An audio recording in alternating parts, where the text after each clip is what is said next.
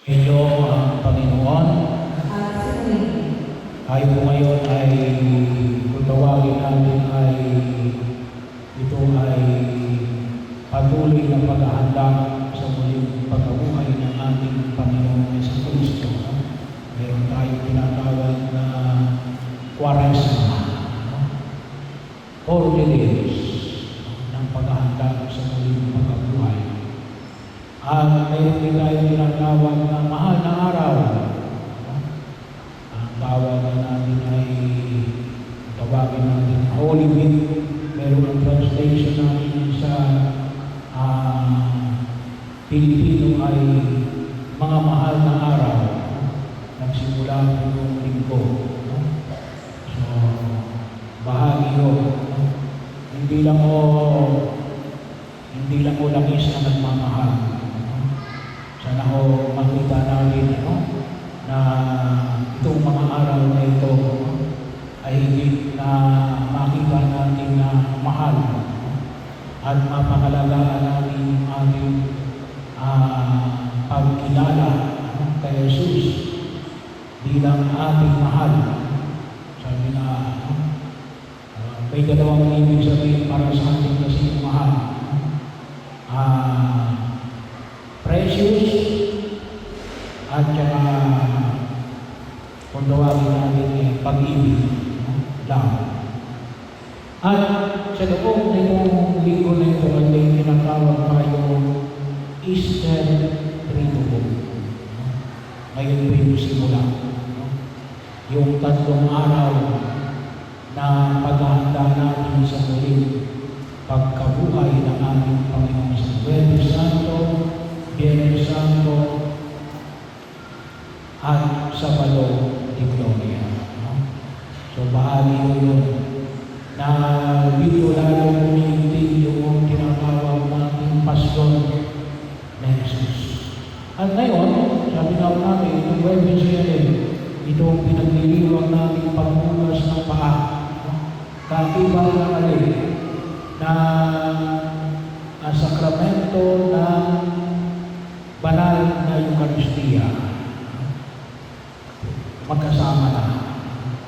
Bahagi yun ng pagdiriwang nito. At bahagi yun ng ating tradisyon ng simbahan natin. May naghuhugas ng paa.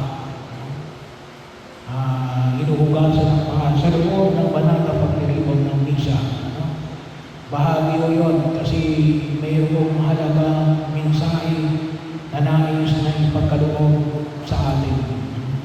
Sa iba, kung siguro maalala ng si Pope Francis, naghugas din ang paa, hindi lang lalaki, pati mga babae.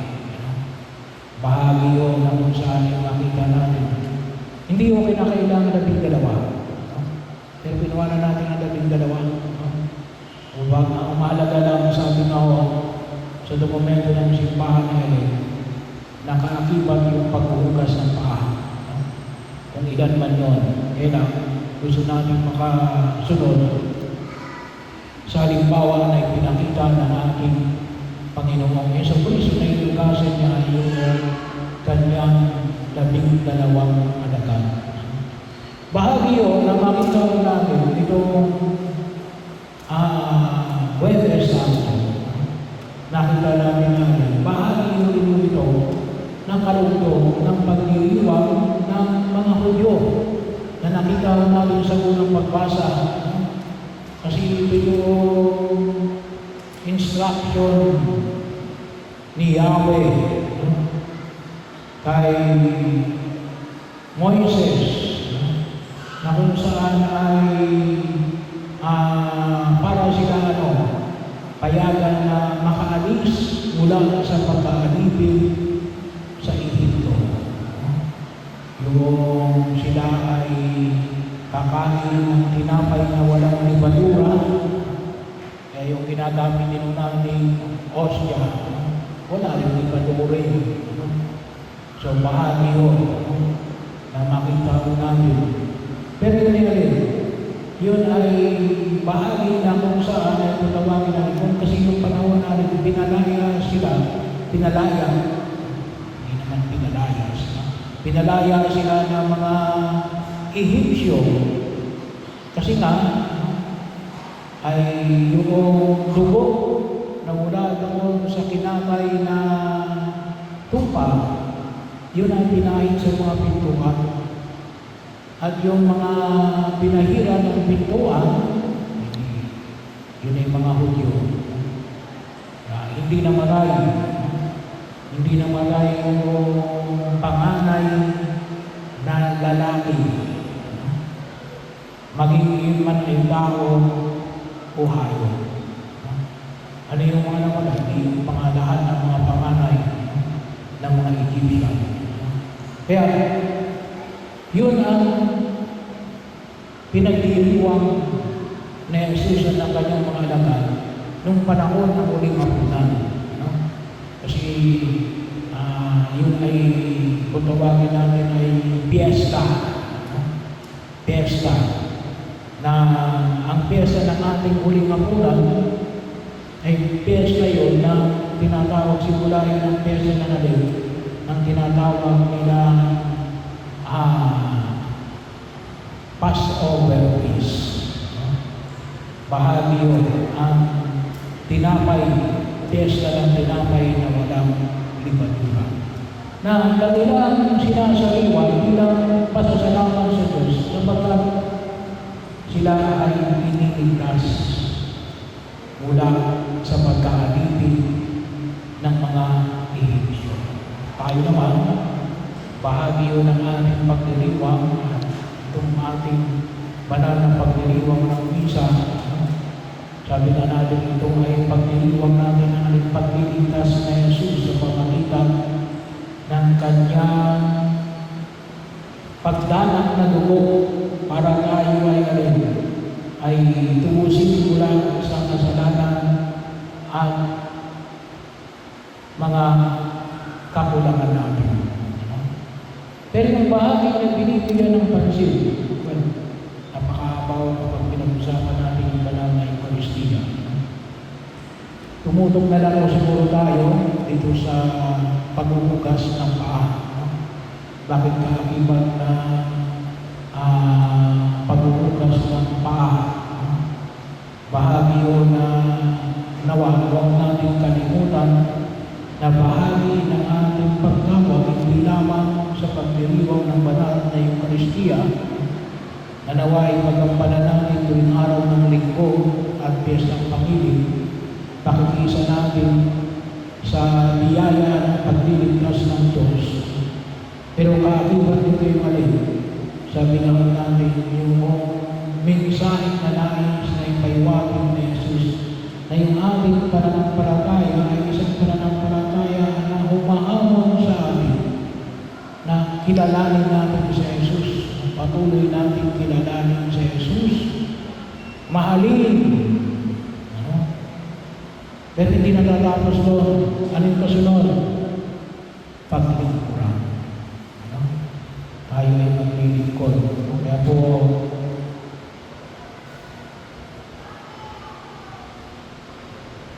pinakukuha ko yung listahan ng sapata. Kaya bahagi yun, no? Itong mga nasa harapan natin na mga iba't ibang larangan na pagkilos natin sa daigdig na ito ay nawa ay magpaalala sa atin na tayo ay maglingkod,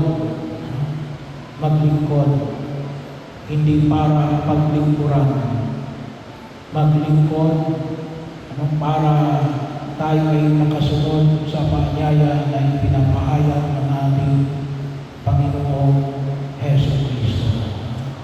Kaya nga yung napakalalim ako lutusin na ginawa ni Jesus. Kasi sabi nga natin, paghuhugas ng paa ay yung sabi niya, ako yung nakita ng guro, maghuhugas ako ng paa. Alam niyo kasi sa Israel, nung panahon ni Jesus, bago ka pumasok sa bahay nila, kaya may mga tapayan. Siguro nakapunta na kayo sa mini Holy Land, no? Diyan sa Subic. May makikita kayo na alin. Mga tapayan, mga malalaking tapayan. Ang tapayan kasi natin parang ang ating kalmitang banga ay ganito lang kalaki. Sa kanila hindi. Ganito kalaki yung kanilang banga. Kasi kaakibat na doon nila nilalagyan. At yung mga kapag may bisita ay bago pumasok sa bahay, inuugasan ng paa. Kapag medyo mayaman yung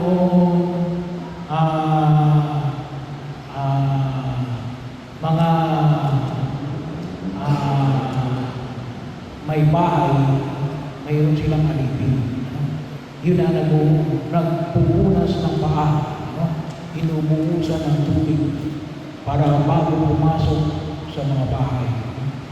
So ito po natin mga kapatid, kasi hindi lang basta ipakilala ko sa inyo, gusto ko rin silang makilala. Kasi alam niyo naman, hindi naman ako basta-basta nagkaano kung hindi ko nakikita. Si Ali Balin, retired engineer. Sino po si Ali? Ayun. Tayo ka naman para makilala nila. Baka suwagin, makakilala ka na nila dyan. Ako lang hindi siguro nakakakilala. Si Raymond Cahigas, Raymundo with Handler. Saan po? Si Raymundo? Raymond? Cahigas? Ayun. Ayun. With Handler. Ano bang ibig sabihin nito? Hindi ko alam ang ibig sabihin. Anong ibig sabihin ng meat handler? Tagtad ng karne.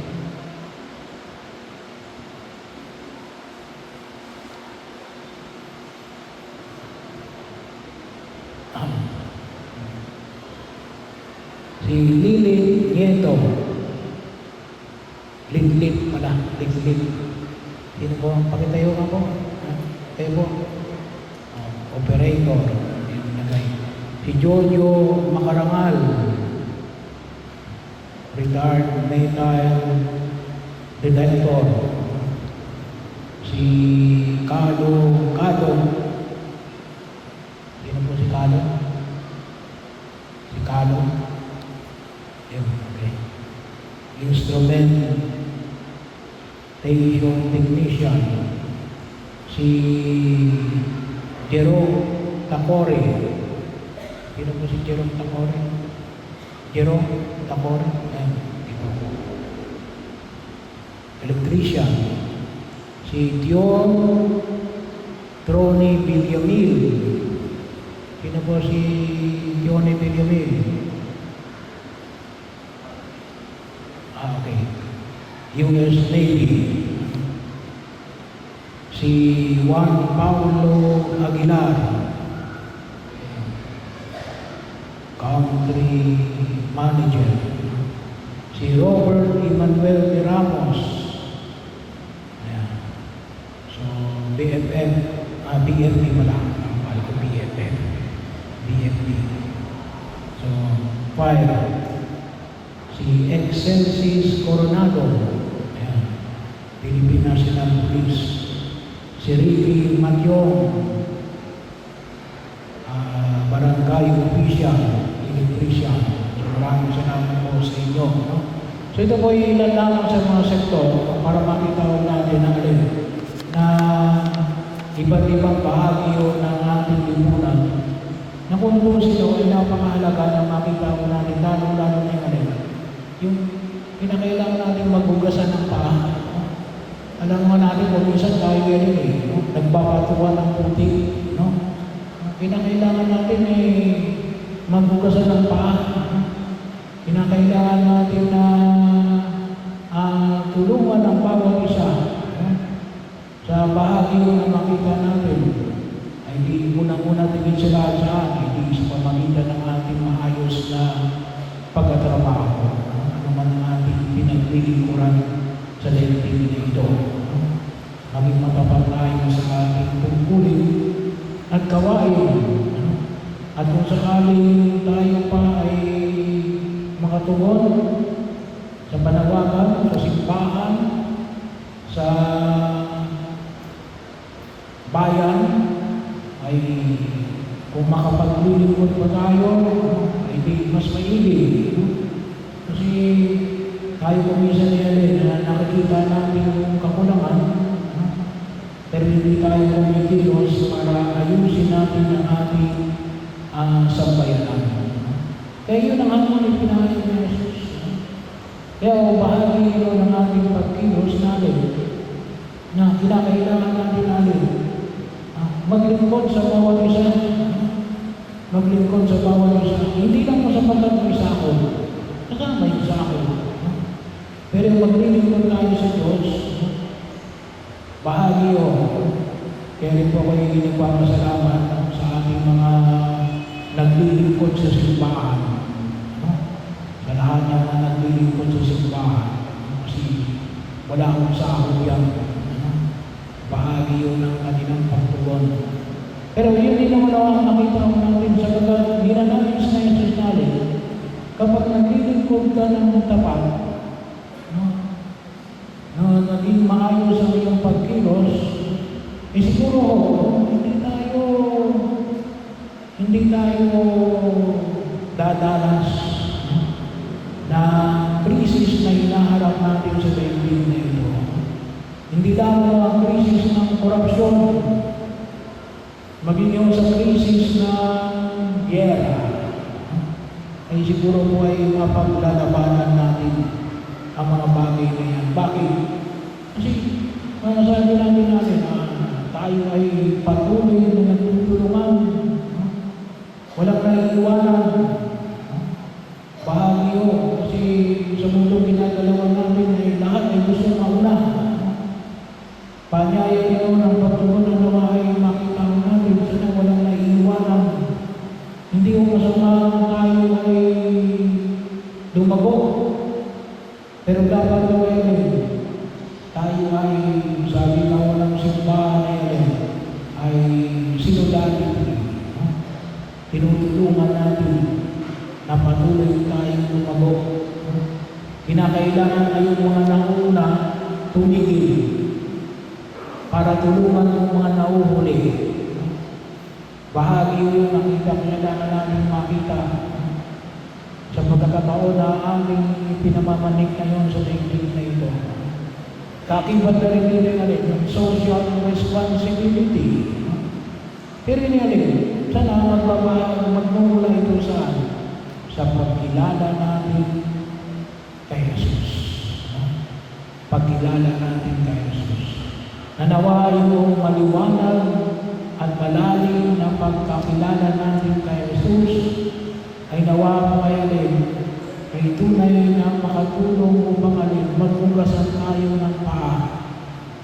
At kapag naghugasan tayo ng paa, natutulungan natin ang bawat isa na hindi naghihintay ng kapatid. Yun ang medyo mas mabigat yung hindi ka maghihintay ng kapatid.